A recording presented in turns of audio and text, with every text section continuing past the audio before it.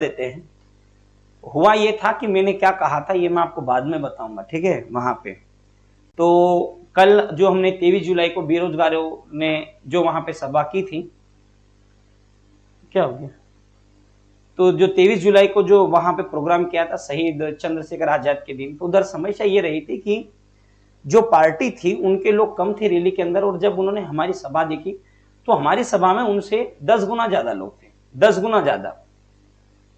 तो हो सकता है कि अगर मेरे ऊपर अगर एफआईआर होती है तो मुझे कल जाना पड़ सकता है, पुलिस के समक्ष प्रस्तुत होना पड़ेगा, क्योंकि हमने कोई गुनाह नहीं किया है। तो इसलिए मेरी कल क्लास नहीं हो सकती। अगर मान लो कि अगर जेल वेल होती या कुछ ऐसा होता है तो समय लग सकता है क्लास में, अन्यथा ऐसी कोई दिक्कत नहीं आएगी। बस यही चीज है, आपसे यही कहना था आपसे। तो उम्मीद करता हूं कि जब तक नहीं भी रहेंगे तब तक अपनी पढ़ाई को जारी रखना, पढ़ेंगे भी और लड़ेंगे भी और जीतेंगे भी। ये मैं यही एक चीज और यही एक उम्मीद और यही एक कामना आपसे करता हूं। बस ये ध्यान रखना कि तुम्हारा सर इतना कमजोर नहीं हुआ कि पीछे हट जाए बेरोजगारी की बात और बेरोजगारी के वादे को मांगते मांगते। कुछ लोगों ने उस स्पीच में काट छाट करके गलत तरीके से पेश किया, बल्कि ऐसा कुछ था ही नहीं उसके अंदर। हम भी एक संवैधानिक पद की मर्यादा जानते हैं। जो संविधान ने जो पद दिया हम उसकी इज्जत करते मानते हैं। हम कभी ऐसा शब्द नहीं प्रयोग करेंगे जिससे किसी भी व्यक्ति की छवि धूमिल हो, और हम कहीं नहीं चाहते हमारे देश की छवि खराब हो। और हम एक छोटे मोटे से टीचर है जो केवल और केवल पढ़ाना जानते हैं, इसके अलावा ज्यादा कुछ आता भी नहीं है। बस जो बेरोजगार युवा हैं उसकी मांग करते हैं। हमारी मांग क्या थी उस दिन हमने प्रोटेस्ट किया, सीएम की रैली रद्द हुई, मैं आपको बता रहा हूं। उसी दिन कैलेंडर अपडेट हुआ। क्या मैंने क्रेडिट लिया? मैंने नहीं लिया क्रेडिट, कि भाई जिस दिन सीएम की रैली खत्म हुई उसी दिन रिजल्ट आ गया, आपको ये अपडेट हो गया व्यापकों का कैलेंडर। तो आप मुझे ये बताओ क्या मैंने उसका क्रेडिट लिया कि हम आंदोलन कर रहे थे इस चक्कर में? नहीं, क्योंकि सबका प्रयास था वो।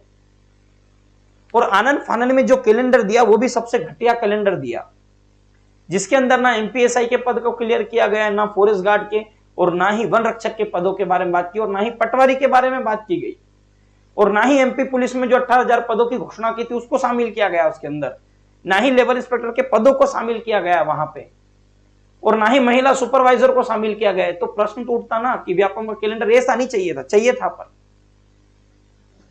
तो बस ये बात हमने वहां पे रखी, तो किसी को रास नहीं आया। तो हो सकता कि कल या परसों में मुझे अरेस्ट भी कर लिया जाए, पर आप लोग मुझसे वादा करना कि आप लोग अपनी पढ़ाई को नहीं छोड़ोगे, आपको पढ़ना है, ठीक है। तो हो सकता है कि मैं अभी आवाज ना बन सकूं, पर हमारे जो दूसरे साथी वो आपकी आवाज जरूर बनेंगे, वो आपका नेतृत्व जरूर करेंगे।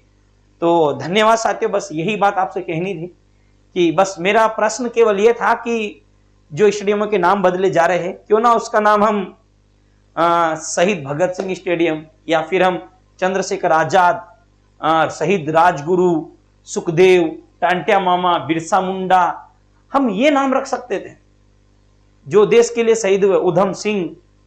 तो बस मेरा ये प्रश्न चिन्ह था, पर अब हो सकता है इसको गलत ढंग से पेश किया गया, तो हो सकता है मेरी क्लास ना हो। अगर आप सपोर्ट चाहते हो तो जो मैंने बाद में कहा उस वीडियो को आप काट छाट करके जो भी आप करना चाहो सर्कुलेट कर सकते हो, पर हर एक से आप ये भी कह सकते हो कि वो भी हमारा सपोर्ट करे, ठीक है। बाकी कोई नहीं भी करता है तो कोई जोर जबरदस्ती वाली बात नहीं है, पर हाँ आपके हक के लिए, आपकी लड़ाई के लिए, अगर मुझे एक नहीं, मैंने फिर कह रहा हूं, अगर मुझे 10 बार भी जेल जाना पड़ेगा तो मैं गोपाल प्रजापति आज आपसे वादा करता हूं मैं जेल जाने को तैयार। और अभी नहीं, अगर 10 साल 20 साल बाद, 2 महीने 1 महीने बाद जब भी लौटूंगा मैं अगले दिन पढ़ाना फिर से चालू कर दूंगा। ये मेरा आपसे हमेशा हमेशा के लिए वादा है। तो धन्यवाद साथियों, जय हिंद, जय भारत, इंकलाब जिंदाबाद, भारत माता की जय।